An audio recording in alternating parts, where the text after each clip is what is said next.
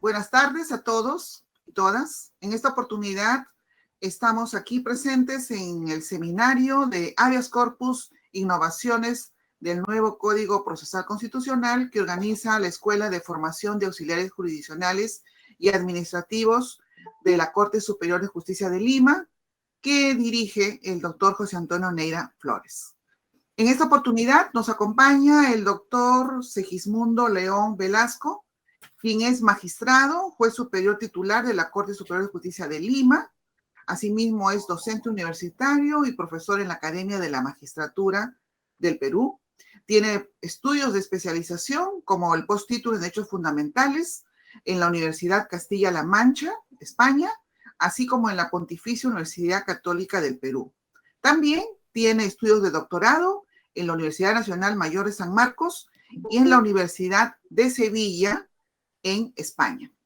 Es importante anotar que este seminario sobre el habeas corpus y sus innovaciones en el nuevo Código Procesal Constitucional suscita particular interés en la Corte Superior de Justicia de Lima, como en varias cortes nacionales, en la medida en que con el nuevo Código Procesal Constitucional, los jueces constitucionales ahora somos competentes para conocer de la tramitación y resolución de los procesos de habeas corpus. En esa medida, bienvenido, doctor Segismundo León Velasco, magistrado y expositor en este evento.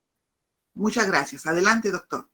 Gracias, doctora Emilia Bustamante. Agradecer efectivamente a la Escuela de Capacitación de Auxiliares Jurisdiccionales y Administrativos del Poder Judicial, que la preside el doctor Neira, a su persona por la invitación, por haberme invitado para compartir algunas ideas, efectivamente, como usted bien dice, que en mérito al nuevo Código Procesal Constitucional, que, bueno, más que nuevo, es una modificación al anterior código, ciertamente, ha generado unos cambios sustanciales, es que los jueces penales ya no nos vamos a convertir en esos tipos de jueces Mr. High versus, ya no se me olvidó el nombre, la segunda persona, que esta dicotomía de personas, ya no nos vamos a convertir en jueces penales y a la vez, frente a un habeas corpus, convertirnos en jueces constitucionales, sino ahora los jueces constitucionales, ciertamente en las cortes que tienen esta especialidad, van a tramitar todos los procesos constitucionales, dentro de ellos el habeas corpus, ¿no? Es precisamente en mérito a eso de que ciertamente con la experiencia que uno ha tenido como juez penal en la tramitación de habeas corpus, nos aproximamos a nuestros colegas que van a ver ahora tramitar temas de habeas corpus, que ciertamente ya son especialistas en temas procesales constitucionales, pero que en esta nueva especialidad de habeas corpus van a querer un tema de diálogo con las personas que ya habíamos tenido en conocimiento y en trámite estos habeas corpus.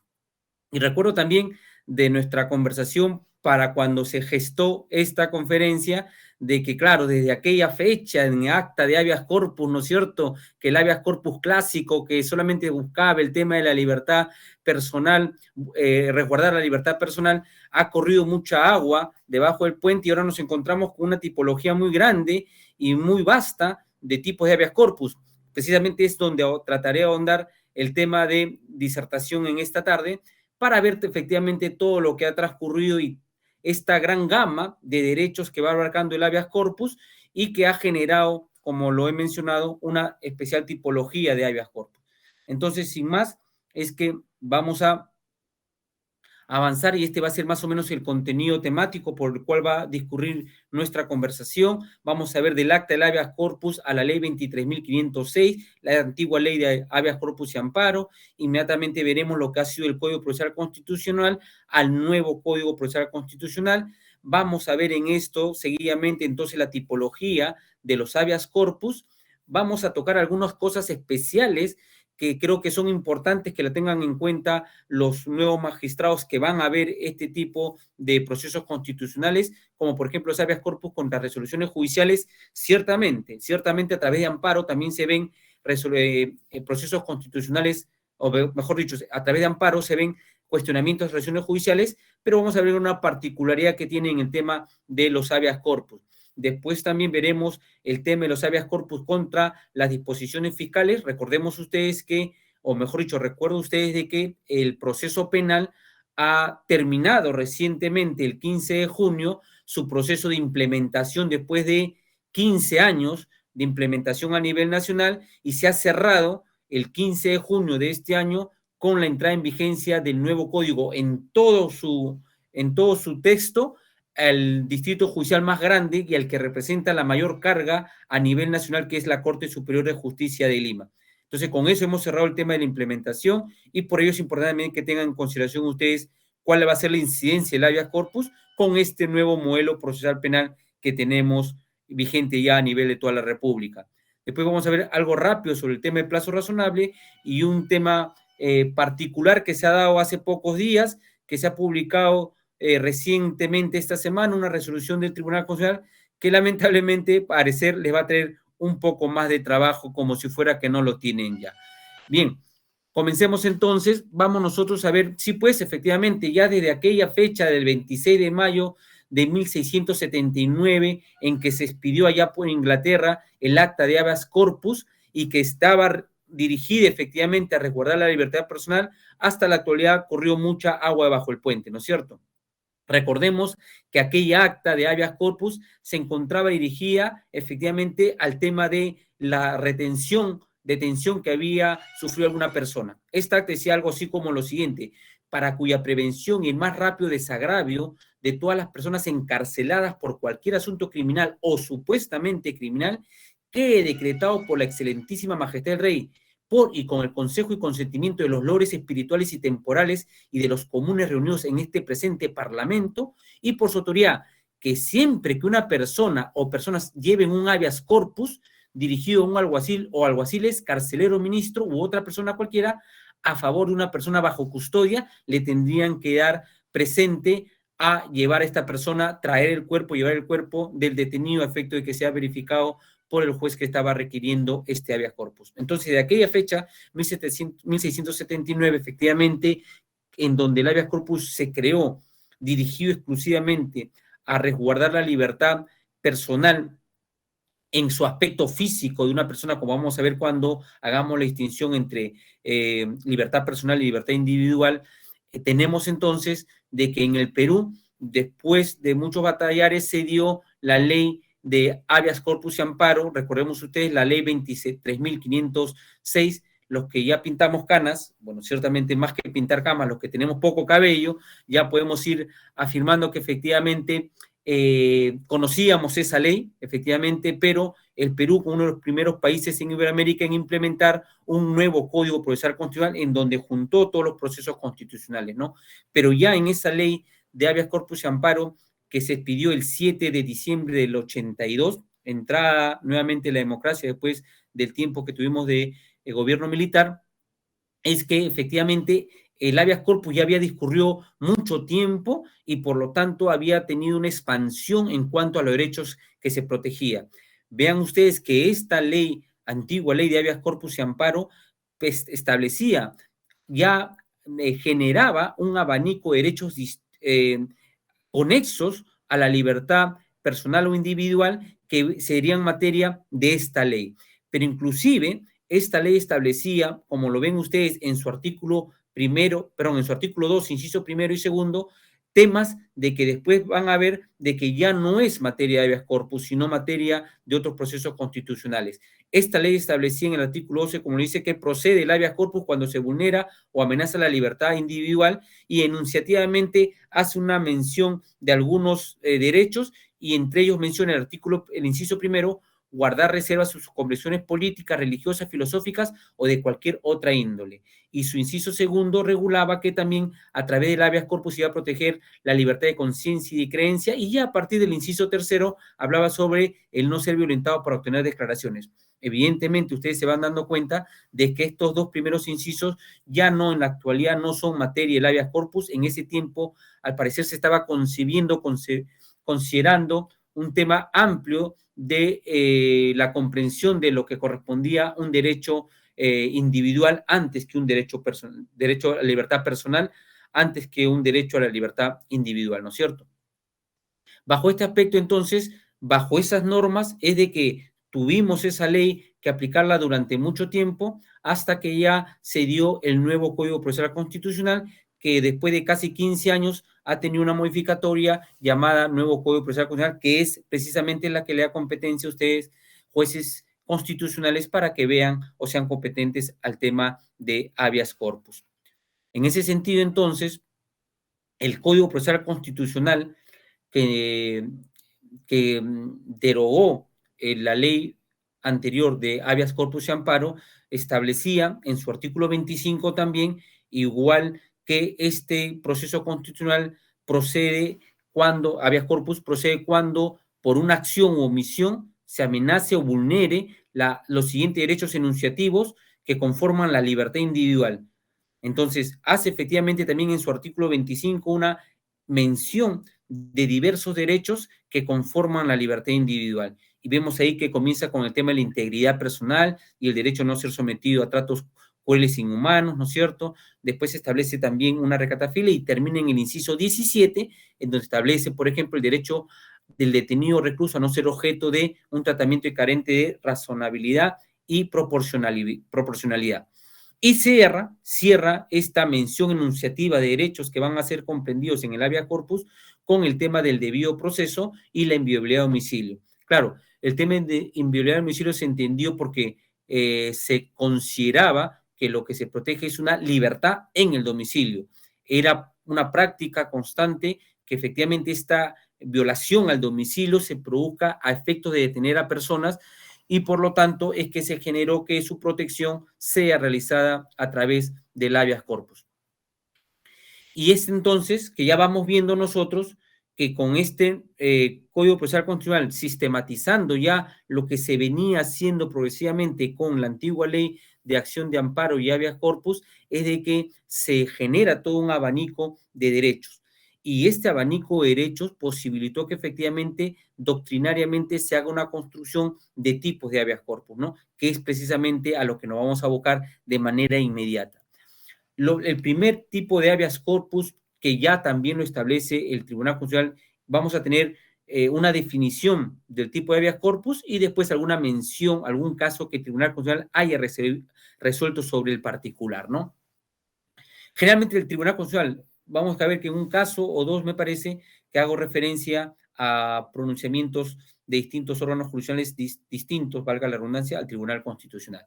Entonces, el habeas corpus preventivo procede, como bien lo menciona su nombre, se procede contra aquella amenaza de lesión del derecho a la libertad personal. Evidentemente que esta lesión a la libertad personal no se ha concretado aún, pero ciertamente es inminente su realización. Por eso es importante acudir al juez constitucional a efectos de que, verificando la arbitrariedad de esta amenaza, pueda despejarla a efectos de que el ciudadano pueda gozar plenamente o retomar nuevamente el libre desarrollo de su derecho a la libertad personal. Entonces, ¿esto dónde lo vamos a encontrar? Por ejemplo, lo encontramos normativamente en el artículo 33 del nuevo Código Procesal Constitucional. El Código Procesal Constitucional que ustedes van a utilizar efectivamente arranca con la mención de los derechos, mencionando efectivamente que el habeas corpus procede frente también a la amenaza, ¿no es cierto? No solamente a la vulneración, sino también a la amenaza. Entonces, en este artículo 33, ahí es donde vamos a encontrar nosotros la consagración de este tipo de habeas corpus preventivo. El Tribunal Constitucional, en el famoso caso, digo famoso por la trascendencia que tuvo, y seguramente ustedes lo conocen también tan igual que un juez penal, es el caso de Fernando Cantuaria Salaverry, ¿no es cierto? ¿Y por qué ustedes lo conocen? Porque este caso, recuerdo muy bien que fue contra una investigación fiscal, fue en contra de una investigación fiscal que esta persona interpuso el habeas corpus, llegó hasta el Tribunal Constitucional. Si bien el Tribunal Constitucional en este caso declaró, si mal no recuerdo, infundada el tema del habeas corpus, hizo algún pronunciamiento respecto al tema del arbitraje, ¿no es cierto?, sobre la jurisdicción arbitral. Hizo todo un desarrollo para el tema porque efectivamente este era un árbitro que en ese ejercicio estaba haciendo materia de investigación de parte de un fiscal. Y por ello es que trascendió más que el caso en concreto por las referencias que hace el Tribunal Constitucional al tema arbitraje. Pero bien, en este caso de Cantores Salaverry, el Tribunal Constitucional nos reitera o nos dice que se reitera que a efecto de evaluar la amenaza frente al habeas corpus es que se tienen que verificar dos requisitos sustanciales, ¿no? Primero, que esta amenaza debe ser inminente, de pronta realización. No se está frente a una amenaza que va a ocurrir en un tiempo lejano. Eso no es materia de este habeas corpus preventivo. Y además, que la amenaza de la libertad, aparte de ser cierta e inminente, pero aparte de que sea cierta e inminente, debe ser, perdón, aparte de que sea inminente, tiene que ser cierta, ¿no? Dejando de lado las conjeturas que podrá realizarse, podrá hacer, no, tiene que ser una amenaza que esté muy latente de producir sus efectos de manera inmediata y por lo tanto que también esta amenaza sea evidente, sea manifiesta, sea cierta en su pronta realización. Entonces, además de este caso, tenemos que el Tribunal Constitucional también en un caso caso Borea-Odría se pronunció por este tipo de habeas corpus preventivo, en donde decía de que una investigación también fiscal, y ya también lo vamos a tratar en el tema de habeas corpus contra disposiciones fiscales, en este caso del señor Borea-Odría, ya hace mucho tiempo, antiguo, inclusive antes que este caso de Borea fue con la antigua ley 23.506, ¿no es cierto? Decía que no cerrar una investigación fiscal, no obstante el tiempo que había transcurrido, es que se generaba una amenaza a la libertad personal de esta persona, la accionante, y por lo tanto declaraba fundada un habeas corpus a favor de esta persona. ¿Ok? Entonces, el habeas corpus preventivo. Seguidamente tenemos el segundo tipo de habeas corpus, es el habeas corpus restringido. El habeas corpus restringido se presenta cuando se está ante actos que si bien no constituyen privación de la libertad personal, pero sí molestias o perturbaciones en su libre ejercicio, es decir, se trata de restricciones irrazonables a este derecho, ¿no? Si bien efectivamente no se llega al tema de negar el ejercicio del derecho a la libertad personal de determinada persona, lo que sí se hace con estas acciones es restringir de manera ostensible y razonable el ejercicio de este derecho, ¿no? Y eso, ¿dónde lo podemos encontrar normativamente? En el artículo 33.15 del nuevo Código Procesal Constitucional. Ahí efectivamente también se hace mención a esta circunstancia que puede ser materia del habeas corpus,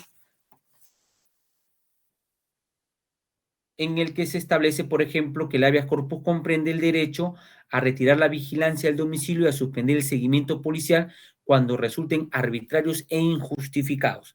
¿Correcto? Entonces, este es el habeas corpus restringido. El Tribunal Constitucional también ha tenido diversas oportunidades de pronunciarse sobre este tipo de habeas corpus y tenemos, por ejemplo, un caso que en su tiempo fue muy llamativo, muy sonado, el caso de Alan Michel Azizarajoz Gay.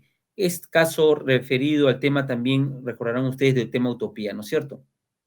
Entonces, en este caso, de hace mucho tiempo atrás, el Tribunal Constitucional decía que el denominado habeas corpus restringido se emplea cuando la libertad física o de locomoción, como en el caso que estaba diciendo esta persona, que tenía una orden, me parece, de contumacia y por lo tanto de captura, que cuando la libertad física o de locomoción es objeto de molestias, obstáculos, perturbaciones o incomodidades que en los hechos configuran una seria restricción para su cabal ejercicio. Es decir, que tales casos, pese a no privarse de la libertad al sujeto, se le limita en menor grado. Es decir, este tipo de habeas corpus se encuentra dirigido para aquellas acciones que si bien no implican una restricción total de la libertad personal, como por ejemplo puede ser una detención, sí implican una restricción ostensible de menor grado, ciertamente, que el de tema de la libertad personal o libertad individual, ¿no? Como estar, como les repito, detenido o retenido en alguna circunstancia o en una dependencia policial, por ejemplo. Entonces, también es de que el tribunal en otros pronunciamientos también ha tenido en consideración este tipo de habeas restringido, que en la dogmática, en la literatura, puede ser encontrado como habeas de corpus restringido, accesorio o limitado, ¿no? Muy bien.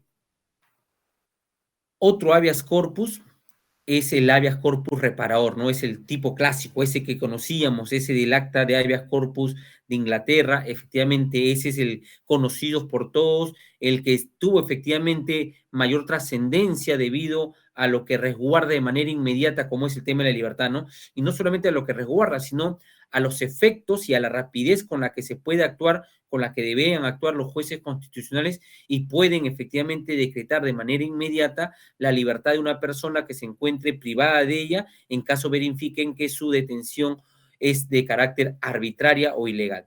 Efectivamente, este es el tipo clásico de habeas corpus, procede ante las privaciones arbitrarias del derecho a la libertad personal. Lo ven ustedes, lo van a ver ustedes en el artículo 33.8 del nuevo Código Procesal Constitucional. El 33.8 establece efectivamente el derecho a no ser detenido sino por mandato escrito y motivado del juez o por las autoridades policiales en caso de flagrante delito. Claro, este tema de flagrante delito también van a tener que seguramente ustedes recurrir al Código Procesal Penal porque también se ha generado una expansión de lo que se comprendía como flagrante delito, ¿no?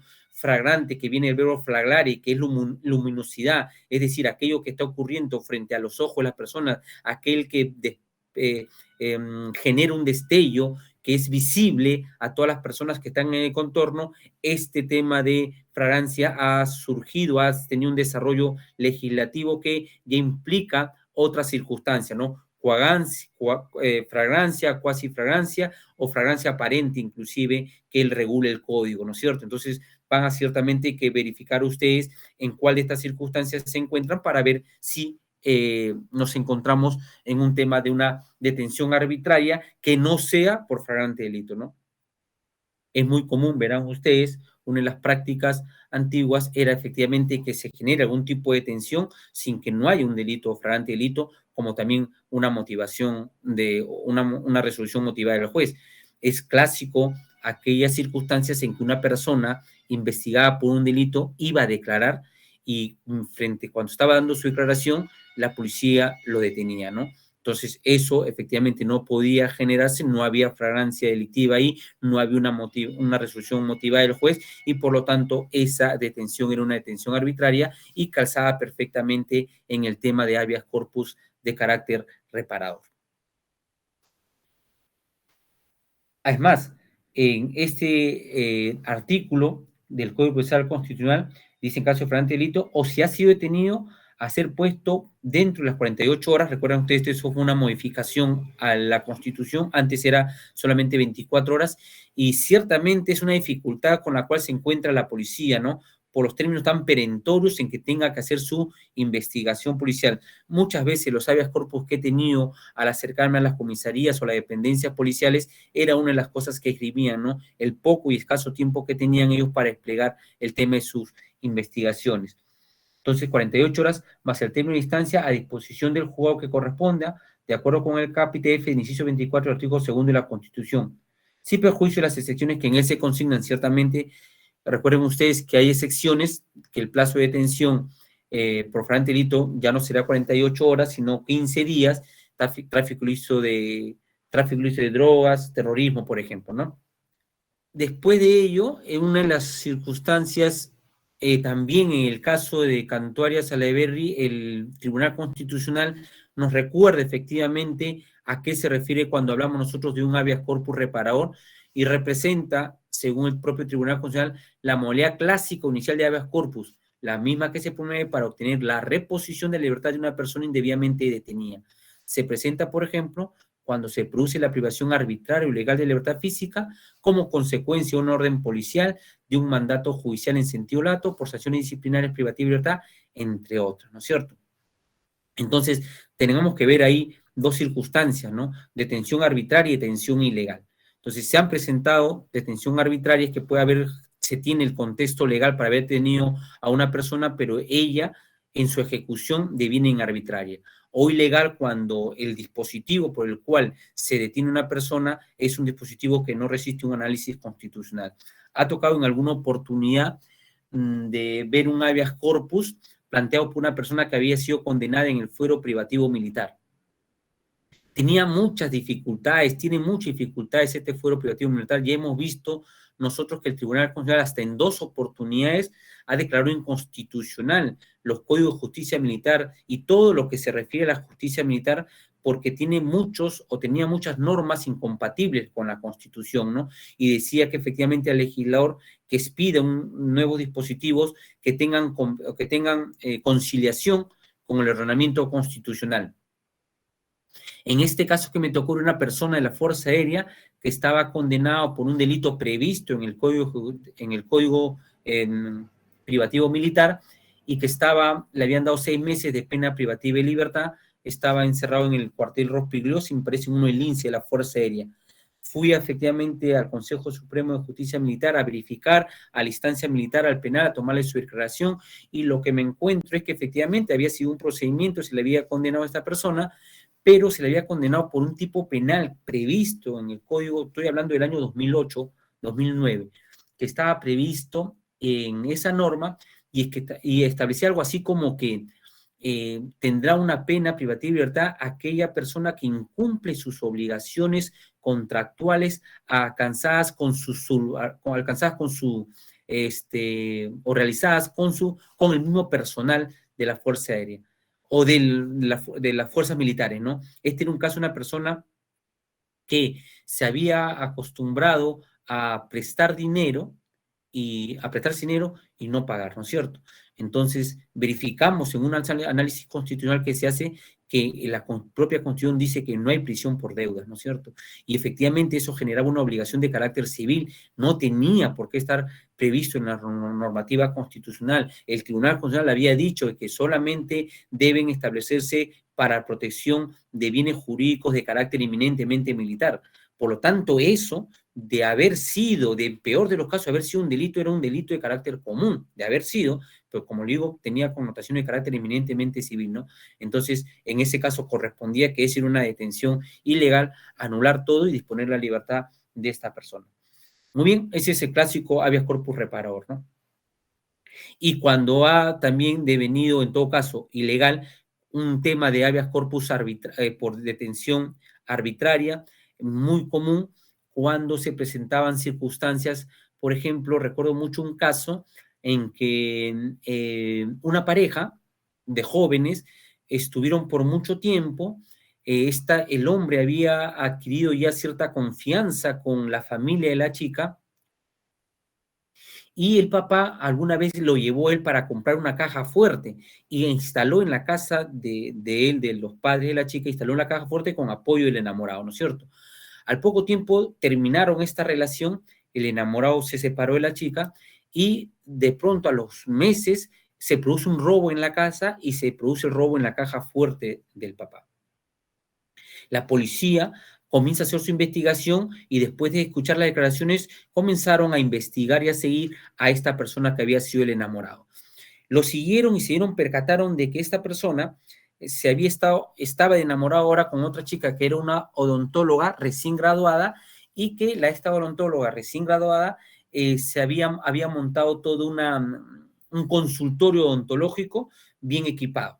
Entonces, la policía, haciendo el seguimiento, verificó que la chica no tenía posibilidades económicas de dónde haber montado ese consultorio y por lo tanto consideraron que quien había facilitado el dinero había sido esta persona. Lo proceden a detener, le encuentran droga, la policía dice según las actas que le encontró droga y lo tenían detenido a esta persona. Claro, como lo tenían detenido esta persona, estaba 10 días casi, de 8 a 10 días detenido en los calabozos de la de INCRI, para aquellos que todavía no van a ir al ININCRI, va a ser toda una experiencia para mis colegas magistrados ir al ININCRI en los sótanos. Ahí un grito no se escucha por ningún lado, los pasaditos son bien estrechos, ¿no? Bien, me impactó mucho discurrir por aquellos pasadizos de la ININCRI acá en España, en el edificio este grande que tenemos ahí en España, y claro, solicité la presencia del detenido, ¿no? Cuando verificamos, efectivamente, el detenido estaba psicológicamente doblegado, consideraba, efectivamente, afirmaba que él había sido el autor del robo, pero que el robo no había sido de 150.000 soles como afirmaba la víctima, sino solamente 70.000 soles, pero ciertamente que lo había implementado, que lo había gastado en el tema del consultorio de su nueva enamorada, ¿no? Entonces, la policía consideraba, seguía investigando, diciendo que era 150.000, porque así lo decía el agraviado, pero ciertamente el tema de la investigación iba orientado al tema del robo. Cuando se le pregunta qué tema de investigación se está realizando sobre tráfico ilícito de drogas, que fue lo que supuestamente se le encontró a esa persona, no había ningún tipo de investigación sobre tráfico ilícito de drogas. Entonces, ahí vamos viendo que se va generando una detención arbitraria. Entonces, bajo esas circunstancias, es que inmediatamente se dispuso de que se ponga a disposición del Ministerio Público para que haga la denuncia correspondiente si lo considera pertinente y disponer la libertad de esta persona así correspondía. Entonces, tenemos el clásico habeas corpus reparador, ¿no? Ahora bien, lo que voy observando es que ciertamente así como nosotros nos estamos capacitando, ciertamente el tema de capacitación es constante, en el tema de derechos humanos, como comprenderán ustedes, que es un tema transversal a todas las instituciones del Estado, también mucho se está avanzando en el tema de respeto y observancia de los derechos humanos a los miembros de la Policía Nacional. Ya en todas las escuelas de la Policía Nacional, escuelas oficiales y suboficiales, se imparte el curso de derechos humanos. Ciertamente, eso no implica de que no se cometan algún tipo de vulneración de derechos humanos, básicamente con este tema de la libertad en el tema de la Policía Nacional, ¿no? Y por ello, bueno, ciertamente hay que estar atentos, pero de lo que había visto, había descendido un poco en los casos cuando nos tocaba jugador de turno permanente, ¿no es cierto? Había el jugador de turno permanente acá en la avenida Bancay, y nos quedábamos nosotros 24 horas de corrido, y ahí es que atendíamos los habeas corpus que generalmente se presentaban por detenciones irregulares o arbitrarias en las dependencias policiales, ¿no? En los últimos años que tuve como juez ya comenzó a descender significativamente este tipo de casos. Bien, otro de los tipos de habeas corpus que nos establece la dogmática o como así se han venido definiendo a los habeas corpus es el habeas corpus traslativo. Este habeas corpus traslativo se presenta cuando lo que se pretende es la libertad de aquella persona que se encuentra detenida o condenada, pero que ya transcurrió el plazo previsto legalmente para la detención o el tiempo de su condena ya expiró, o cuya libertad ya ha sido decretada por el juez y sin embargo no ocurre, no se presenta. Ustedes van a poder encontrar este tipo de habeas corpus en el artículo 33.16 del nuevo Código Procesal Constitucional, que en este caso, en el artículo 16, menciona el derecho a la excarcelación de un procesado condenado cuya libertad haya sido ya declarada por el juez, ¿no es cierto? Por el juez. Ahora, en este caso también, y seguramente va a ser materia de algunos habeas corpus que ustedes tengan que ver, es cuando se presenta el tema de ya vencimiento de penas y que el INPE no da cumplimiento al tema de la excarcelación. El tema de cumplimiento de pena es un tema administrativo que se ha por el INPE verificado, constatado de que el plazo de la condena ya venció. Normalmente no, cotidianamente, sí, claro, o regularmente, mejor dicho, los jueces penales cuando decretamos una condena, establecemos el periodo de la condena, establecemos cuándo se inicia y cuándo termina, si es que ciertamente la persona está detenida, ¿no? Si no está detenida, se contará una vez que esta persona sea aprendida y puesta a disposición de las autoridades correspondientes. Entonces, una vez que la persona, si está detenida, nosotros establecemos que la condena de 8, 10, 15, 20 años que se le imponga, comienza tanta fecha y termina tal fecha. Ciertamente el INPE, con el tratamiento penitenciario que le da puede generar beneficios penitenciarios que reduzcan esta pena, ellos, una vez cumplida, es de que van a poder decretar el tema de la excarcelación. Se han presentado y se presentan hasta ahora último, antes que entre en vigencia este nuevo Código Procesal Constitucional, se presentaron habeas corpus que tenían esto, estaban dirigidos contra el INPE, que no había dado libertad por el cumplimiento de la pena. ¿Qué es lo que había pasado? Son 2 casos que hemos visto, bueno, hasta 3 casos hemos visto en estos últimos tiempos. Nosotros entramos en vigencia el 15 de junio y ahí al poco tiempo entra o se modifica el Código Procesal Constitucional. En este poco tiempo vimos hasta acá 3 casos dirigidos contra el INPE, ¿no es cierto? ¿Y qué había pasado? La persona había cumplido su pena, pero el INPE no le daba libertad porque verificaba en ese momento el cumplimiento de la pena, recién verificaba su expediente y constataba que había habido algún error en los oficios de internamiento que había cursado el juez.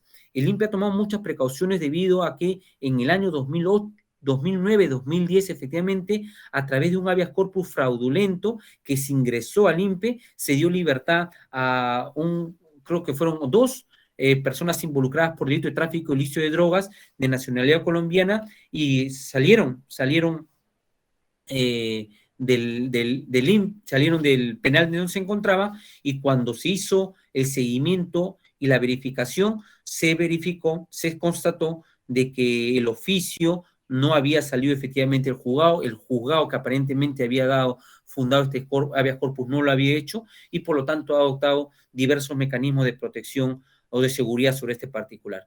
Entonces, el INPE se constata que el oficio de ingreso por el cual una persona ha sido ingresada a un establecimiento penal tenga o guarde coherencia en el tema de los nombres, en el tema de las víctimas, en el tema del número de expediente. Entonces, se han dado veces en que el órgano jurisdiccional ordena la libertad y cuando se remite al INPE hay algún error en el oficio. Entonces, el INPE requiere un tema de corrección. Ciertamente, corrección porque no hay coherencia entre el oficio que da libertad en el número de expediente, por ejemplo, y con el oficio que se internó y que de repente es de otro juzgado que ya ha sido desactivado, por ejemplo, y se tiene que pedir el expediente al archivo y eso genera un tiempo. Entonces ahí podría presentarse un tema de este tipo de habeas corpus. Ahora se está haciendo de la manera más célere para efectivamente no retener a esta persona más allá del tiempo estrictamente necesario que verifique que corresponde a la persona que se está dando libertad. En los casos que le mencionaba, que cuando se cumplía la condena, recién efectivamente el INPE verificaba de que en el internamiento, por una prisión preventiva, por ejemplo, en aquellos tiempos por un mandato de detención, con el oficio en el que le transmiten la condena ya, hay discrepancia. Y muchas veces se presentaba por el tema de los expedientes, ¿no? Entonces, como hay discrepancia, recién después de que ya se cumplió la condena, está pidiendo al órgano jurisdiccional que haga las aclaraciones del caso, ¿no es cierto? Y el órgano jurisdiccional, como ya pasó tiempo, porque esta persona ya cumplió la condena, ya pasó tiempo, muchas veces pasa de que el expediente ya se devolvió, está en ejecución, ese juzgado se ha desactivado y tener que verificar efectivamente o subsanar el error que se ha cometido. Por eso los jueces penales tienen que tener mucho cuidado en girar estas órdenes de detención, estas órdenes de internamiento, así como las órdenes de excarcelación. Bien, pero el habeas corpus traslativo, artículo 33.16 del nuevo Código Procesal Constitucional. El Tribunal Constitucional sobre este tipo de habeas corpus, en el caso Carlos Arnulfo Vega Ardilla, también señaló lo mismo que les he mencionado, ¿no? Ya en un caso de tiempo atrás decía, la reclamación de libertad por exceso de detención que alegue el actor debe ser estimada por haber superado esta medida el plazo máximo de detención de 15 meses que prevía el artículo 137 del Código Procesal Penal. Era una parte del Código Procesal Penal que está en vigencia en aquel tiempo, más aún si no está acreditado en autos que se haya efectuado en su caso la prórroga de la detención. Aunque parezca mentira, aún en el poco tiempo que estuve en las salas con reos en cárcel a Corte de Lima, debido a lo complejo de los casos y muchas veces a lo antiguo de los casos, se da que se pueda o sin observe, se pasa al Ministerio Público el tema de la prórroga del plazo de detención de los detenidos, ¿no es cierto? Entonces hay que tener, casi normalmente no pasa, pero por ahí que ha pasado una o 2 veces, pero ahora con el tema del nuevo código que establece plazo determinado, tanto, por ejemplo, la prisión preventiva y la prórroga, es de que antes que venza, es que los fiscales ya están solicitando la prórroga si es que así lo consideran pertinente, ¿no? Muy bien, otro tipo de habeas corpus es el habeas corpus correctivo. Este tipo de habeas corpus correctivo procede ante la amenaza o violación del derecho a la vida o a la integridad de las personas. No a la libertad, sino derecho a la vida o la integridad de personas, dirigido a evitar que los detenidos, reclusos u otras personas que se encuentren en una situación de restricción a su libertad sean objeto de tratos crueles, inhumanos y degradantes. ¿Correcto? Entonces, esto es un llamado o un habeas corpus que, entre tanto, está dirigido a proteger la vida y la libertad personal en el entendido de que siendo o estando detenido se le está tratando de manera humillante, se le está generando afectación a su derecho a la integridad personal, pues está sometido de repente a tortura. Entonces, este habeas corpus sirve para aquello, ¿no? No se discute el tema de la detención puede ser legal, puede ser, puede ser razonable la detención, pero lo que se discute es el contexto en el cual se está produciendo esta detención, ¿no es cierto? Entonces, esto lo tenemos en el artículo 33, inciso 1 del Código Procesal Constitucional, que se refiere, 33, inciso 1, que se refiere a que el habeas corpus protegerá la integridad personal y el derecho a no ser sometido a tortura o tratos inhumanos o humillantes ni violentados para obtener declaraciones.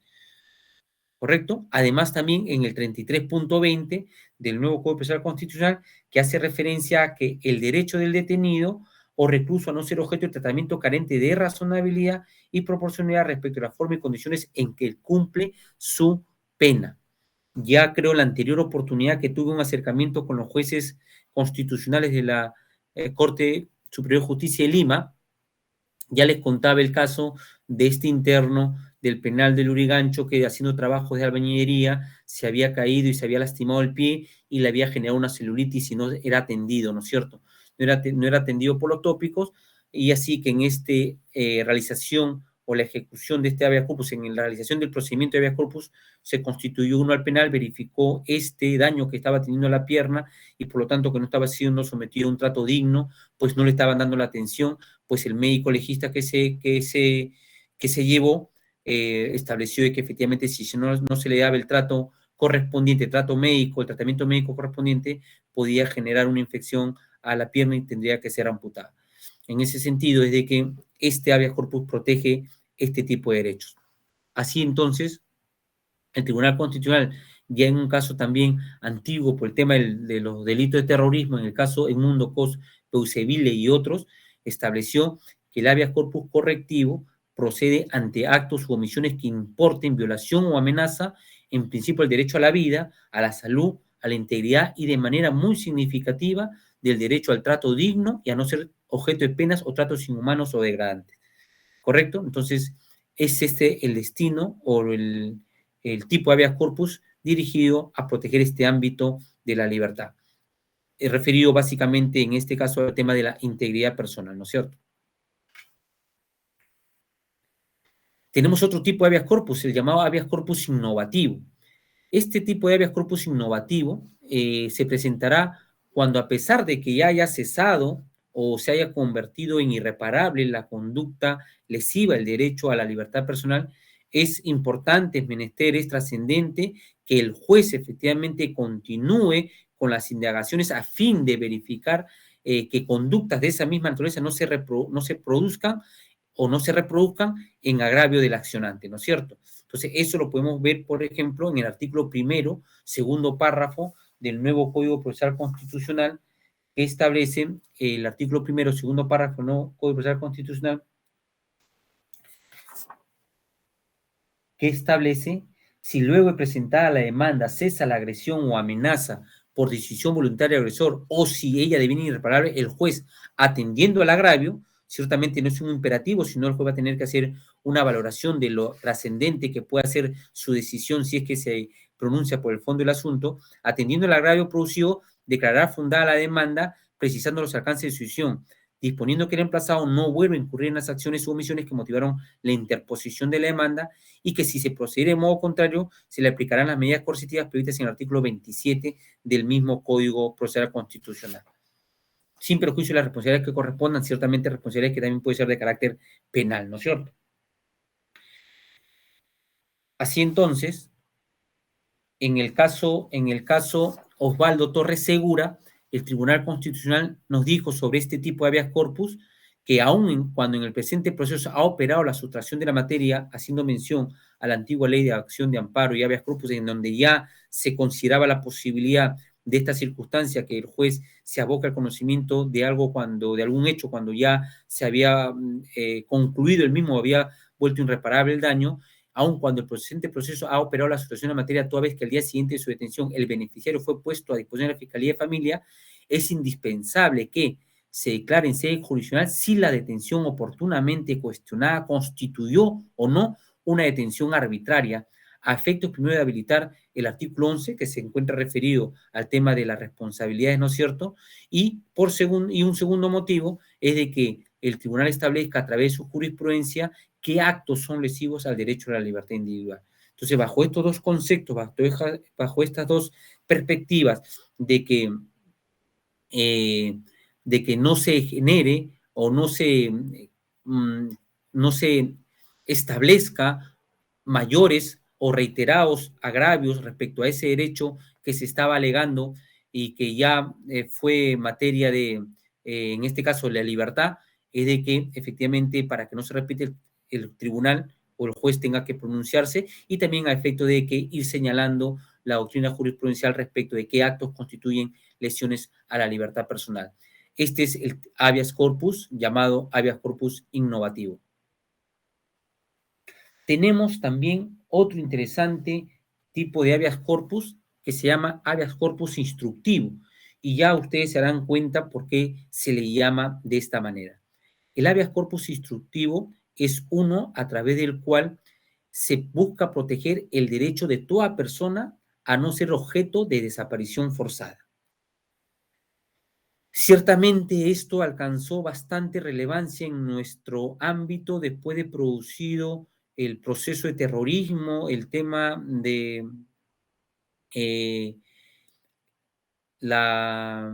toda la década, bueno, parte del 80 y del 90, en que se generó este fenómeno del terrorismo y en que también hubo algunos actos de desaparición forzada de personas. Recordarán ustedes el encuentro de varias fosas comunes en la Sierra del Perú, en varios sitios ciertamente, y por lo tanto se generó, la Comisión de la Verdad sí lo establece, una cantidad determinada de personas desaparecidas aún. Entonces este habeas corpus tenía como intención que frente a la denuncia de alguna persona respecto de la desaparición forzada de otra, es que el juez de habeas corpus, de las diligencias que haga, pueda constatar efectivamente o pueda direccionar su investigación a establecer quiénes hayan sido los posibles causantes de esta desaparición. En estos casos, entonces, el juez pretenderá identificar a los responsables de dicha conducta delictiva a fin de que sean procesados y sancionados penalmente por la vía ordinaria. Un caso que de repente ustedes lo deben haber escuchado porque ciertamente trascendió a los temas académicos, ¿no? Es el caso de Castillo Páez, estudiante, me parece, de Sociología en la Universidad Católica, que efectivamente fue desaparecido, al parecer en Villa El Salvador, y las únicas referencias o las últimas referencias que se tenía esta persona es que fue introducido a la maletera de un vehículo policial, ¿no es cierto? Y de ahí ya desapareció esta persona. No se ha encontrado el cuerpo, ciertamente, esto me parece que pasó en el año 91, y este tema llegó hasta la Corte Interamericana de Derechos Humanos. Y la Corte Interamericana de Derechos Humanos evidentemente sancionó al Perú por esta circunstancia, por la desaparición de esta persona, y dispuso que se hagan las investigaciones penales correspondientes. Se abrió después de mucho tiempo el tema de las investigaciones penales, y en 2 tramos, si mal no recuerdo, disculpen ustedes, en 2 tramos se sancionaron a los responsables de esta conducta, ¿no? Ciertamente después de muchos años después, pero se encontró responsable y se le sancionó. Lamentablemente el cuerpo de esta persona no fue hallada.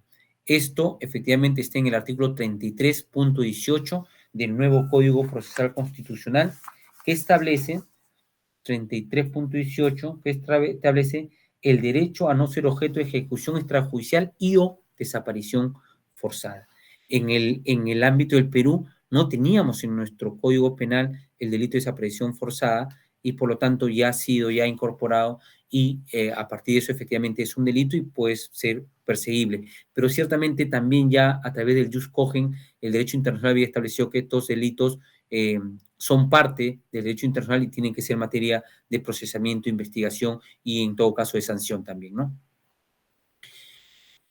En este habeas corpus instructivo tenemos el caso, por ejemplo, pronunciamiento del Tribunal Constitucional en el caso Villegas-Namuche, ¿no? En el que establece, entre otras cosas, lo siguiente: en el caso de autos, estamos ante lo que doctrinalmente se ha definido como habeas corpus instructivo, en el cual el juez constitucional, a partir de sus indagaciones sobre el paradero del detenido desaparecido, recordarán que en aquellos tiempos era difícil, recuerdo que en este caso, es en este caso de Castillo Páez, sí creo que en este caso de Castillo Páez, la juez, la autora Minaya, me parece, Greta Minaya, se constituyó a varias dependencias policiales, no encontró a estas personas, en alguna comisaría determinó que efectivamente el libro de detenidos tenía borrones del día en que aparentemente había sido conducida esa dependencia policial este detenido, y en sus averiguaciones, precisamente por dar con el detenido, es que va a ir dando cuenta de las posibles personas que habían incurrido en estos hechos. Y por ello es de que, como bien dice el Tribunal Constitucional en este caso, a partir de las indagaciones sobre el paradero del detenido desaparecido, busca identificar a los responsables de la violación constitucional para su posterior proceso y sanción penal en la vía ordinaria, que es como corresponde y que es como se ha dado en el caso de Castillo Páez, por ejemplo, ¿no? Que ya le mencioné anteriormente. Hay otro habeas corpus, el habeas corpus excepcional. El habeas corpus excepcional es denominado de esa manera porque es un habeas corpus que está interpuesto, que se interpone durante la vigencia de un estado de excepción.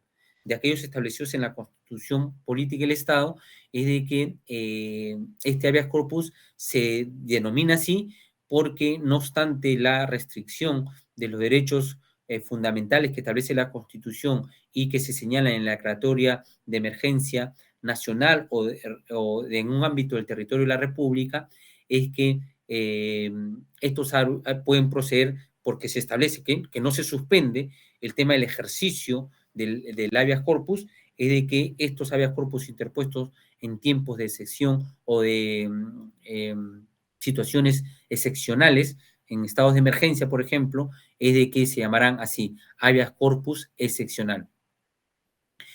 ¿Dónde está regulado eso? Artículo 10 del nuevo Código Procesal Constitucional, el que establece en su artículo 10 procesos constitucionales durante los regímenes de excepción, ¿no? Regímenes de excepción, perdón. Y establece los supuestos dentro del cual es que van a ser promovidos estos tipos de procesos constitucionales y delimita, ¿no?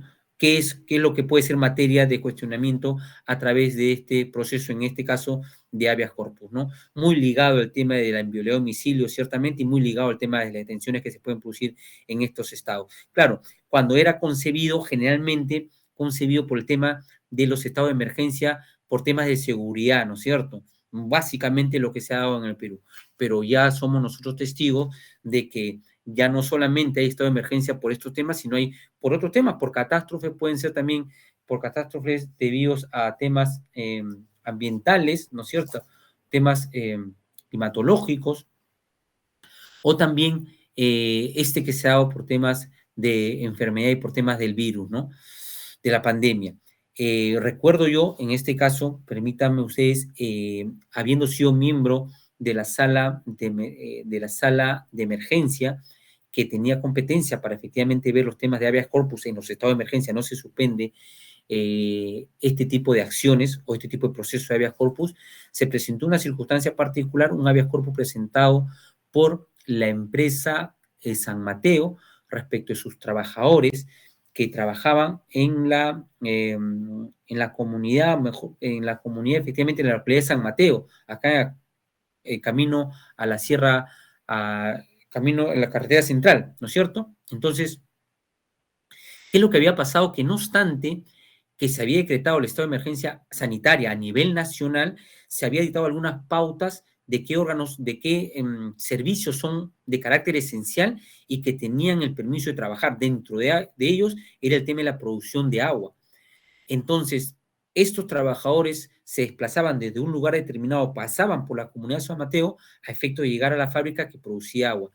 Lo que sucede es que el alcalde de la localidad de San Mateo, él decretó, expidió una ordenanza municipal, si mal no recuerdo, en que estableció un confinamiento total y que nadie transitara por la parte de San Mateo preveyendo o temiendo el tema del COVID, ¿no es cierto? Entonces, se presentó esta circunstancia, se presentó este hecho de que efectivamente se está impidiendo trasladar o que los trabajadores de esta fábrica de San Mateo transiten por esta localidad para llegar a la fábrica y lo que generó este tipo de habeas corpus. Por supuesto que este tipo de habeas corpus fue declarado fundado por varias razones, una de ellas porque la autoridad local no tenía competencia para ir en contra de un decreto de carácter nacional que había decretado algunos servicios de carácter esencial y por lo tanto, además, era un servicio que tenía que necesariamente ser prestado por estos trabajadores y se tenía que liberar el pase para que puedan concurrir a la fábrica a realizar sus servicios. Bien, después tenemos, y ya estamos terminando con el tema de los tipos de habeas corpus, el habeas corpus conexo, que se encuentra referido o procede para la tutela de aquellos derechos constitucionalmente protegidos, considerados justamente conexos con la libertad personal. Y ya ustedes rápidamente van dando cuenta que para el tema de los habeas corpus, los derechos conexos con la libertad personal se encuentran referidos rápidamente o directamente al tema de la inviolabilidad de domicilio y al tema de el debido proceso, ¿no? Debido proceso. Esto donde lo encontramos, artículo 33.2 del Código Procesal Constitucional, que señala, el artículo 33.2, punto 22, el derecho a la defensa de los derechos constitucionales conexos con la libertad individual, ¿no? Libertad individual. Así entonces tenemos, en este caso, Eliovina Mabel Aponte Chuquihuanca, el Tribunal Constitucional hace todo un desarrollo de las tipologías de habeas corpus, ¿no? Y en este habeas corpus hace referencia a que otras circunstancias son conexas con la libertad personal y que pueden generar un tema de habeas corpus llamado conexo. También, además del embrión de domicilio o el tema del debido proceso, aquellas otras circunstancias que están circundantes a la libertad personal y que pueden afectar el tema de este tipo de derecho, como le digo, a la libertad personal. El habeas corpus conexo, si bien no hace referencia a la privación o restricción en sí de la libertad física o la locomoción, guarda empero un grado razonable de vínculo y enlace con este. Adicionalmente, permite que los derechos innominados, vamos a ver ustedes que tienen una mención grande de varios derechos, algunos derechos no se ajustan a uno de las anteriores tipologías, entonces viene en su salvación, en su resguardo, este tipo de habeas corpus, ¿no es cierto? Entroncados en la libertad física o de locomoción pueden ser resguardados. Se utiliza en supuestos tales como la restricción del derecho a ser asistido por un abogado defensor, libremente elegido de que una persona es citada o detenida, o a ser obligado a prestar juramento con peligro de declarar o reconocer culpabilidad contra uno mismo o contra su cónyuge o algún pariente que están previstos en el Código Procesal Penal que establecen la libertad de la persona de rehusar la declaración en caso nos encontremos que pueda surgir la responsabilidad suya o de algún pariente cercano, ¿no es cierto? Bajo estas circunstancias, entonces, es que podemos nosotros encontrar el habeas corpus conexo. Muy bien. Bien, hecho este repaso sobre el tema de habeas corpus conexo, y como mencionábamos acá también, que tiene también mucha relación con el tema del derecho al debido proceso, es que vamos a ver alguna pincelada rápidamente sobre el habeas corpus contra acciones judiciales y la tutela de derechos. ¿Por qué le menciono esto? Porque, a ver, lo que quiero darles a entender o conocer es de que una cosa fue el habeas corpus con el Código de Procedimientos Penales y una cosa debería ser el habeas corpus con el Código Procesal Penal. Evidentemente, vamos a ver nosotros de que la única manera de resguardar algún derecho que se vulnerara en el de proceso penal generalmente se gestó a través del habeas corpus.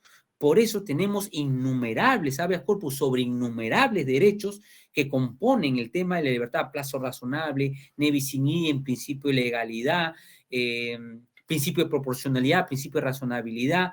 Entonces, diversos aspectos que tienen que ver en el proceso penal fueron defendidos a través del habeas corpus. Motivación de las resoluciones judiciales, ¿no? Recordarán ustedes, antes un mandato de detención simplemente se abría proceso penal y se ponía dictándose mandato de detención contra 10 personas, 15 personas, sin motivar ese mandato de detención, ¿no es cierto? Entonces, ha cambiado mucho el tema de habeas corpus en función del nuevo sistema procesal en el cual nos encontramos. Ciertamente no lo ha desfasado, ciertamente no significa que no se presenten habeas corpus contra resoluciones emitidas en procesos penales, pero ciertamente tendría que haber bajado la cantidad de presentar esto, porque este código tiene o genera mayores garantías respecto a los derechos que tiene el imputado.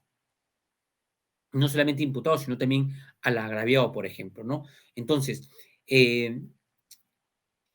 ciertamente es otro escenario totalmente, y ahora que ya en todo el Perú, y ustedes que son de Lima, les va a interesar efectivamente, la Corte de Lima sería otra cosa distinta que si no hubiera entrado en vigencia todavía el Código Procesal Penal acá en Lima, y ustedes ya con un nuevo Código Procesal Constitucional en donde ya delimita que cuestiones a resoluciones judiciales sea el órgano judicial de la localidad, ¿no es cierto? Entonces, ya eso va a implicar de que como ya estamos con nuevo código, posiblemente no se genere tantos habeas corpus como se generaba con la legislación anterior. ¿Por qué además? Porque nosotros en el nuevo Código Procesal Penal, a diferencia del anterior Código de Procedimientos Penales de 1940, tenemos una herramienta procesal muy importante, que es la llamada tutela de derechos.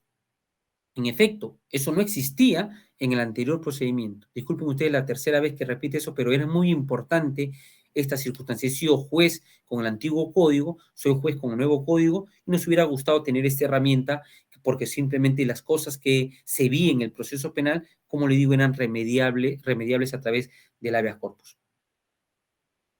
Entonces, el artículo 71 del Código Procesal Penal establece: el imputado puede hacer valer por sí mismo o a través de su abogado defensor los derechos que la Constitución y las leyes le conceden.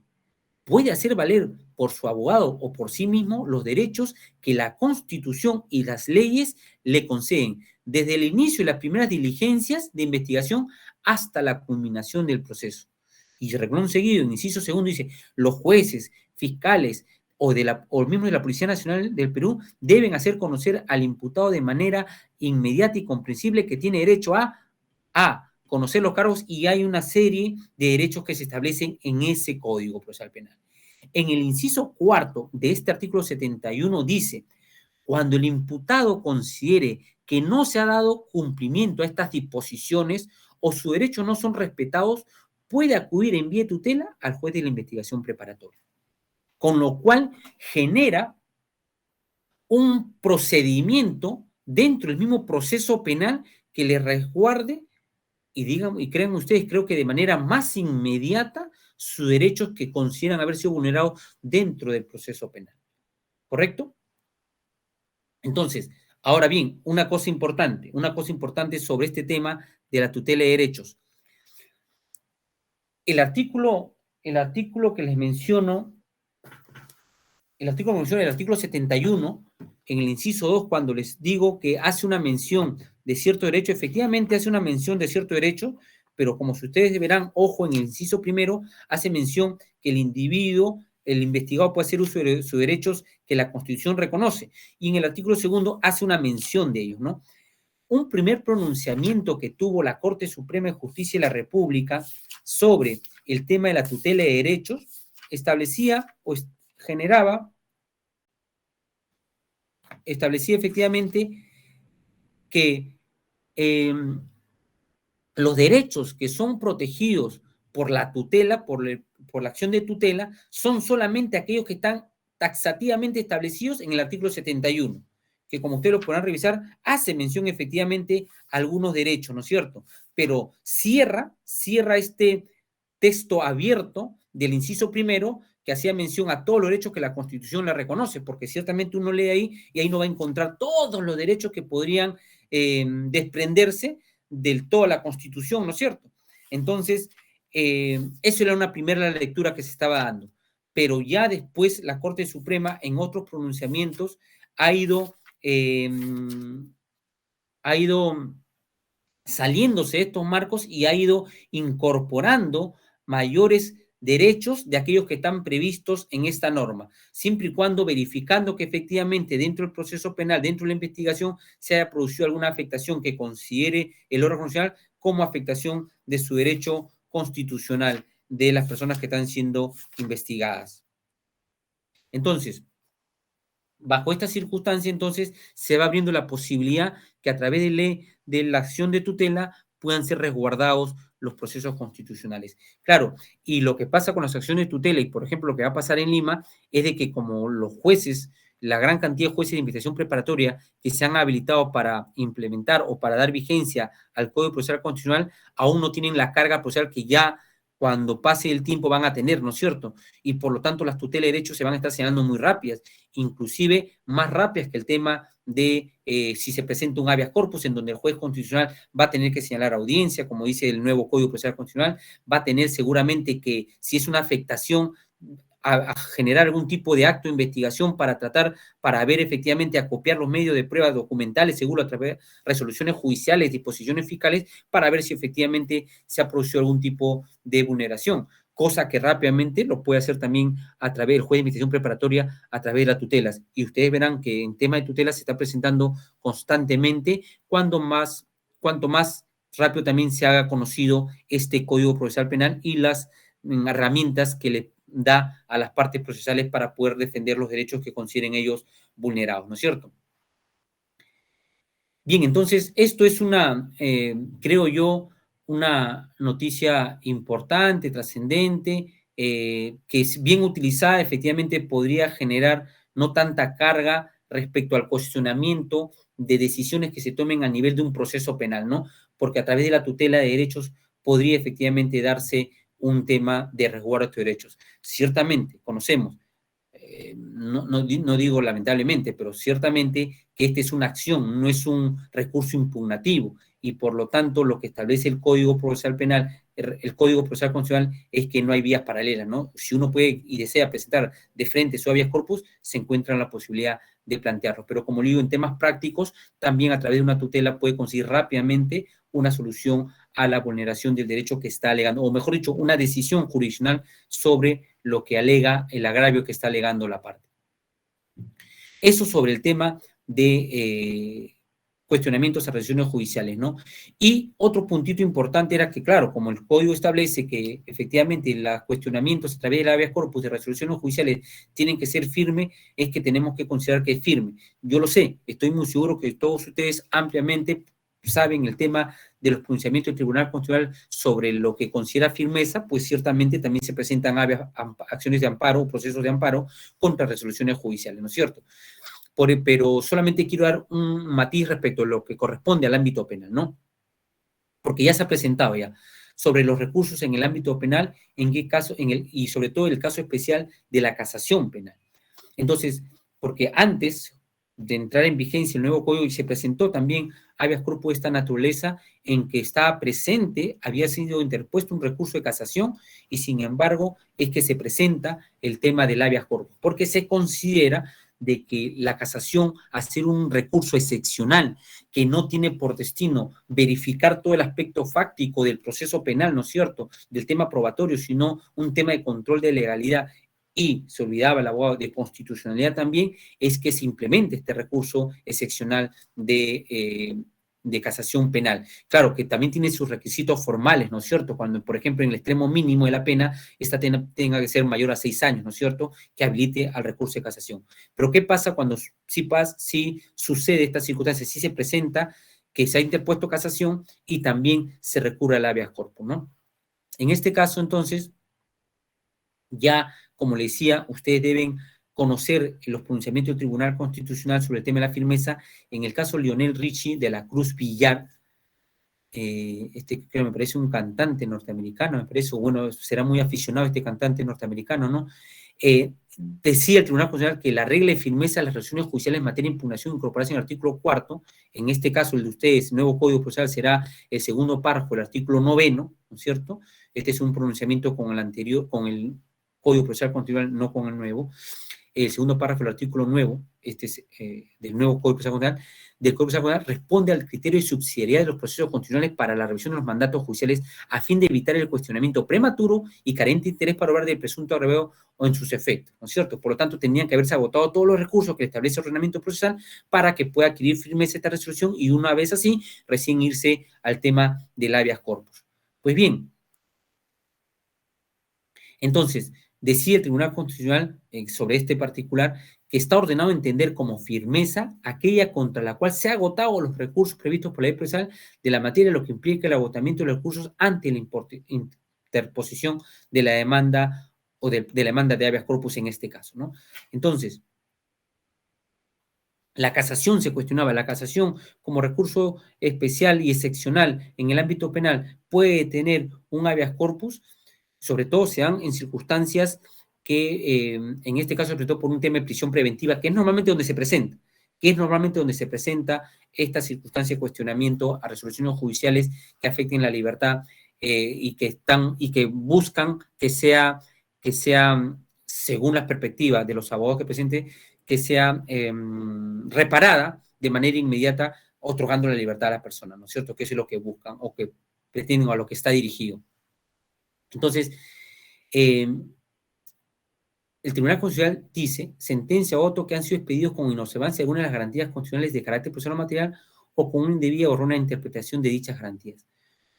Perdón, esto, cuando hablamos nosotros del recurso de casación, entonces, es que tendríamos que hacer, de repente les van a plantear a ustedes que he planteado una casación, pero como este no es un recurso, si ciertamente es un recurso excepcional, no habilita una tercera instancia, porque además lo que se resuelva en la resolución que confirma, por ejemplo, la prisión preventiva, se ejecuta de manera directa o lo que se disponga en una resolución que confirme una sentencia condenatoria en segunda instancia, se ejecute de manera inmediata sin perjuicio que se haya interpuesto el recurso de casación, entonces eso genera que esta no sea la casación, no sea una instancia de mérito y por lo tanto genera de que sí pueda ser interpuesto un habeas corpus. Bueno, sobre el recurso de casación, entonces, en el ámbito penal, tenemos que tener en consideración que dentro de las causales que se establecen para que se presente una casación está que la sentencia o el auto hayan sido expedidos con inobservancia de alguna de las garantías constitucionales de carácter procesal o material, o con una indebida o errónea interpretación de dichas garantías. Es decir, con una aplicación indebida o interpretación indebida de las garantías constitucionales, sean de carácter procesal, del proceso penal, o materiales, del Código Penal, ¿no es cierto?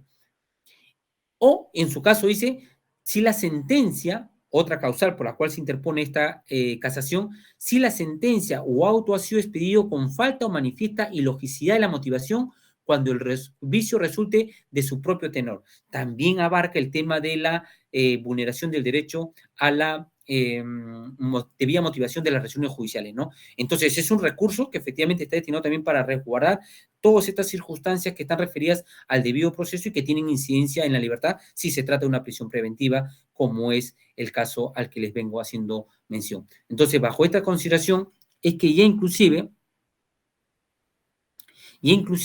en una reciente sentencia del Tribunal Constitucional en la 1027 del 2020, del Cusco, el Tribunal Constitucional en un caso similar en donde se interpuso un habeas corpus, contra una resolución judicial que había ampliado la prisión preventiva, es que efectivamente dijo que no obstante se haya interpuesto, que como se había interpuesto recurso de casación, no había adquirido firmeza todavía la resolución que se cuestionaba a través del habeas corpus. Por lo tanto, como no al carecer de firmeza, es de que no era procedente el habeas corpus, como así lo tiene establecido también el Tribunal Constitucional. Y como se desprende de lo que establece el Código Procesal Constitucional, de que es impugnable la resolución judicial firme, ¿no?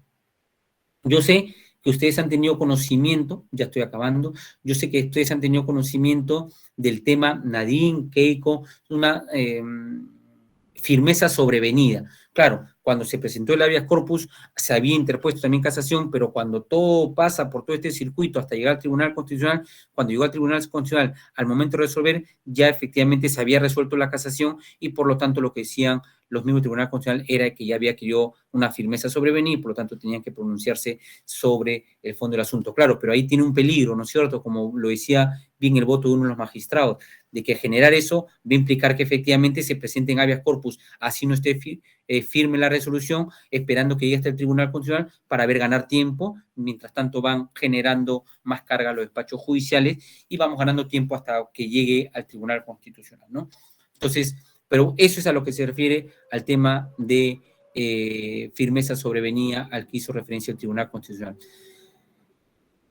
Repasando y viendo la anterior exposición de un profesor invitado también por esta comisión, por la doctora Emilia, y enfrente a un tema de ahora, recordarán ustedes que el tema sobre si habeas corpus procede contra disposiciones fiscales, recordarán ustedes que anteriormente el sistema procesal penal existía un juez instructor porque era un juez de investigación.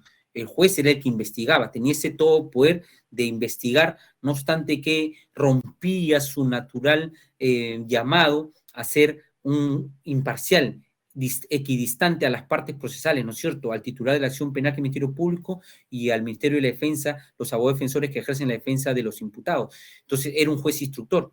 Entonces, en este nivel de juez instructor es de que efectivamente él era, contra esas decisiones podrían interponerse resoluciones o generalmente habeas corpus contra decisiones que tome ese juez instructor, pero en el nuevo Código Procesal Penal ya no existe juez instructor, el juez ya no investiga. El Código Procesal Penal ha puesto las cosas en su sitio, ha determinado el rol que deben cumplir los sujetos en el proceso penal y ha determinado que efectivamente el juez tiene que estar dirigido a lo que para lo que consustancialmente está llamado, es a juzgar y por lo tanto ser imparcial y equidistante a las partes procesales. Y quien va a investigar, quien está llamado naturalmente a investigar es el Ministerio Público y por lo tanto él va a estar, es autónomo o es el señor de la investigación. Por lo tanto, será absolutamente independiente y por lo tanto, en esta investigación que va a realizar el Ministerio Público, le da efectivamente herramientas procesales, ¿no es cierto?, de medidas coercitivas, por ejemplo, para generar medios de prueba, elementos de convicción, pero también le establece que su actuación va a estar regida por la emisión de lo que serían nosotros resoluciones judiciales, no iban a emitir disposiciones fiscales, ¿no es cierto? Disposiciones y, se me acaba de ir otra palabra, emite disposiciones, requerimientos. Entonces, bajo estas disposiciones, ahora es de que se le preguntaría a nosotros, y se preguntó la sesión pasada, frente a estas disposiciones que puede el Ministerio Público, ¿puede caber un habeas corpus? Bueno, pero les contaré que la respuesta no era tan directa, ¿no? ¿Por qué? Porque el Tribunal Constitucional también tenía idas y venidas sobre este particular. Ya en el caso, por ejemplo, de Alberto Borea, como le mencionaba, el habeas corpus estuvo dirigido contra disposiciones fiscales y el Tribunal Constitucional declaró fundado ese habeas corpus al considerar que ya se había pasado excesivamente el plazo razonable para investigar a esta persona y que no se había emitido una disposición que determine o no si se le denuncia o no se le denuncia, no obstante que a otros procesados, a otros investigados, perdón, ya se había emitido pronunciamiento, por lo tanto tornaba irrazonable esta actuación del Ministerio Público, por lo tanto es fundado, ¿no es cierto? Miren, ya hace mucho tiempo atrás. Después ha ido así cambiando porque después el Tribunal Constitucional en otras resoluciones judiciales decía, no, la facultad del Ministerio Público es solamente dispositiva, ellos solamente requieren al Poder Judicial y quien decide es el Poder Judicial, por lo tanto, como tiene facultades netamente dispositivas o de requerimientos, es de que no procede habeas corpus contra las actuaciones del Ministerio Público. Pero también, otra vez, en el año 2010, 2012, me parece, también el caso Wilber Medina, es que también el tribunal separado, porque fueron 3 y con el voto dirimente del presidente, es que igualito, frente a disposiciones fiscales, frente a una investigación fiscal, el Tribunal Constitucional declaró fundado un habeas corpus y declaró nulo algunas disposiciones fiscales que se habían emitido en esa investigación, ¿no? Pero ya después, el 2014, emite una resolución del Tribunal Constitucional que como que pone las cosas un poco más claras, ¿no es cierto? ¿Y qué es lo que dice? Genera una regla y una excepción, ¿no? Dice, dado que la imposición de las medidas que restringen o limitan la libertad individual es típica de los jueces y que por lo general los actos del Ministerio Público no suponen una incidencia negativa, directa y concreta en la libertad personal, no corresponde realizar el control constitucional de las acciones de los fiscales a través del proceso de habeas corpus, en los casos en que únicamente se alegue la amenaza o violación de los derechos conexos, como el debido proceso, plazo razonable, defensa del ne bis in idem, etc. Pero a renglón seguido, dice, generando la excepción a esta regla, dice, lo expuesto, sin embargo, no puede ser entendido en términos absolutos, toda vez que según la nueva legislación procesal penal, la que nosotros tenemos, como hemos dicho ya, ahora es el Ministerio Público el que genera toda la investigación, el amo y señor de la investigación fiscal, es posible, con la nueva legislación procesal penal, es posible que el representante del Ministerio Público pueda, en determinados casos, restringir o limitar la libertad personal, generalmente cuando convoca o dispone el tema de la conducción compulsiva de alguna persona, ¿no? El Ministerio Público puede, en determinados casos, restringir o limitar la libertad personal, sin que por ello se convierta en una actitud típica del fiscal. En supuestos tales, sí procede a realizar el control constitucional del acto a través del proceso de habeas corpus. Entonces van a tener más o menos que tener esta orientación si es que esta disposición amenaza de manera directa y también inminente, evidentemente, un derecho fundamental de la persona, o si no es una disposición que, si bien tiene que ver con el tema de plazo razonable, y no incide directamente con la libertad individual, es que no corresponde que sean visto o sea tratado a través de un habeas corpus. Rápidamente, me he excedido, creo, el tiempo, disculpen ustedes, rápidamente el tema de plazo razonable, ¿no? Y rápidamente el caso Chacón Málaga y Salazar Monroy, solamente para que se conozcan, de repente lo han escuchado ustedes, son resoluciones sobre el cual el Tribunal Constitucional se pronuncia respecto al plazo razonable, ¿no? En el caso Chacón Málaga fue el único caso que yo recuerde en que el tribunal establece que efectivamente se ha afectado el plazo razonable de juzgar a una persona, en ese caso creo que llevaba 9 años, y dispuso dar por clausurado el proceso penal, sin pronunciamiento de fondo en el ámbito de la justicia penal. Por lo tanto, disponía que el proceso penal en el estado que se encuentre simplemente se archive. Y se archivó. Bueno, generado la crítica sobre este pronunciamiento porque no había también otros antecedentes que sobre este particular, ni en el ámbito local ni en el ámbito internacional, es que meses después nada más, en el caso Salazar Monroy cambia su discurso y dice, ok, nos vamos a clausurar el ámbito penal, lo que corresponderá entonces es darle un plazo prudencial, habiéndose constatado la afectación al derecho al plazo razonable, es que vamos a dar un tiempo razonable al órgano judicial para que emita resolución, para que resuelva la situación jurídica de esta persona. Claro, ya en ámbitos del Tribunal Constitucional, de la Corte Interamericana de Derechos Humanos y del Tribunal Europeo de Derechos Humanos, en el tema del plazo razonable, se genera la doctrina del no plazo, ¿no? Porque va a tener que ver con diversos factores del proceso en concreto, ¿no? La actitud de las partes procesales, por ejemplo, si es que hay obstrucciones para el desarrollo de las investigaciones, de las propias partes procesales, de los propios sujetos investigados, por ejemplo, en el ámbito penal. Puede ser también la desidia de los jueces o de los fiscales para juzgar, por ejemplo, ¿no? La carga procesal que puede existir, la complejidad del caso que puede existir también. Además, también dice, pero eso sí dice, que en casos no es lo mismo plazo razonable una persona que está en libertad y plazo razonable una persona que está en detención, ¿no? Por lo tanto, se exige mayor cuidado en respecto al tema de plazo razonable a personas que están detenidas y respecto al cual no hay todavía una sentencia firme que acredite su responsabilidad. Y ya para terminar, para alegrarles el cuento, para darles una buena noticia en tono sarcástico, esta semana, el 26 de agosto de 2021, tiene fecha de emisión, pero la publicación me parece que recién se ha dado estos días, se ha expedido este habeas corpus 413-2021, ¿ya?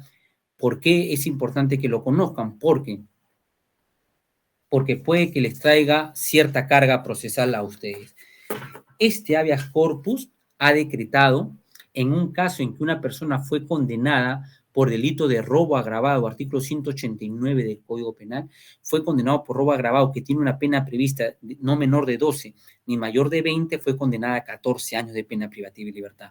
Apelada que fuera esta condena, la Sala Superior declaró fundado en parte y le rebajó y le puso el extremo mínimo, 12 años de pena privativa de libertad. Esta persona interpone habeas corpus, interpone por diversos motivos, ¿no? Que no se ha valorado bien la prueba, que él es inocente y diversas otras materias. El Tribunal Constitucional sobre este particular la rechaza el Tribunal Constitucional, pero lo que más ha llamado a sorpresa a quienes estamos en la justicia penal es que se ha entrado a discutir el tema de la proporcionalidad de la pena mínima de robo agravado de 12 a 20 y ha considerado que este extremo mínimo de la pena de 12 es desproporcional para el delito de robo agravado. Ha declarado fundado este tema, ciertamente con varios votos en contra, ¿no es cierto? Pero ha generado resolución ya esto, lo que le estoy mencionando, diciendo de que declarar fundada la demanda de habeas corpus, declarar nula la condena que se le ha impuesto a esta persona, devolver los actos para que el juzgado emita una nueva condena, diciéndole, como ya te estoy diciendo que los 12 años de pena mínima es irrazonable, es desproporcionado, le puedes comenzar a poner o verificar la pena del tipo base de robo, ¿no es cierto? Entonces, va a generar entonces que se devuelva. ¿Por qué le digo que es un tema de preocupación? Porque tenemos innumerables condenas de delito de robo agravado y que las penas han ido en ese extremo de 12 a 20 años. Entonces, una vez de que esto ya sea conocido, evidentemente los abogados van a querer, a mérito de esta resolución, impugnar seguramente el tema de las condenas que han tenido estas personas. Y ya sabemos nosotros que el tema del habeas corpus, la presentación de las demandas, no tienen fecha de prescripción. Por lo tanto, vamos a ver cuál es el escenario que se desenvuelve en este tema del habeas corpus contra los delitos de robo agravado. Disculpen si me he extendido, espero no haberlos cansado. En todo caso, le agradezco por su tolerancia y nuevamente agradecer a la doctora Emilia por la invitación que me han cursado. Gracias. Muchas gracias, doctor Segismundo León Velasco, magistrado de nuestra Corte Superior de Justicia de Lima. Un gusto que siempre en la casa contemos con magistrados destacados y con una valiosa experiencia, ¿no? Las normas pueden darse en magnitud, ¿no? Y con una simultaneidad. Y es el magistrado el que es el protagonista de la interpretación y la aplicación de las normas, ¿no? A nosotros, en cuanto a la justicia constitucional en la Corte de Lima, este cuerpo normativo denominado Nuevo Código Procesal Constitucional es un cuerpo que se presenta novedoso, ¿no es así?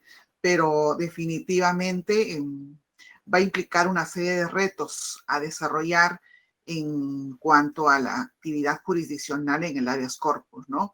Y bueno, en primer término quisiera pedirle por favor que deje de compartir la pantalla para efecto de poder, en medio de esta reunión que se está difundiendo en las redes de la Escuela de Auxiliares Jurisdiccionales y Administrativos que dirige el doctor José Antonio Neira Flores en la Corte Superior de Justicia de Lima, queremos también nosotros aquí, antes de cerrar esta transmisión, ¿no?, que vamos a desarrollar con los magistrados constitucionales que están acá presentes, hacerle manifiesto el agradecimiento por esta participación. Y acá le presentamos a usted, doctor, y a la colectividad este certificado virtual, ¿no?, que usted recibe como expositor de este seminario Habeas Corpus, Innovaciones del Nuevo Código Procesal Constitucional, que es un evento nacido de la iniciativa de nosotros los jueces constitucionales, dirigido en primera instancia para los magistrados y personal jurisdiccional de la especialidad constitucional de la Corte Superior de Justicia de Lima, y que ha sido organizado por la Escuela de Formación de Auxiliares Jurisdiccionales y Administrativos de la Corte Superior de Justicia de Lima, llevado a cabo el día de hoy, 27 de octubre de 2021, a las 2:30 de la tarde, con una duración, creo que ha superado las 2 horas académicas, ¿no? Gracias por su participación en este evento dirigido a los jueces. Deja de compartir, por favor, Héctor, te agradezco. Y bueno, pues... La expedición de certificado, ¿no? La expedición de certificado tan rápido es una muestra que los habeas corpus reparadores se van a despedir de manera inmediata en la Corte, doctora. Esa es toda la iniciativa del doctor José Antonio Neira Flores, ¿no? En este momento vamos a cerrarle esta transmisión a las redes. Muchas gracias a ustedes. Gracias. Gracias, doctor.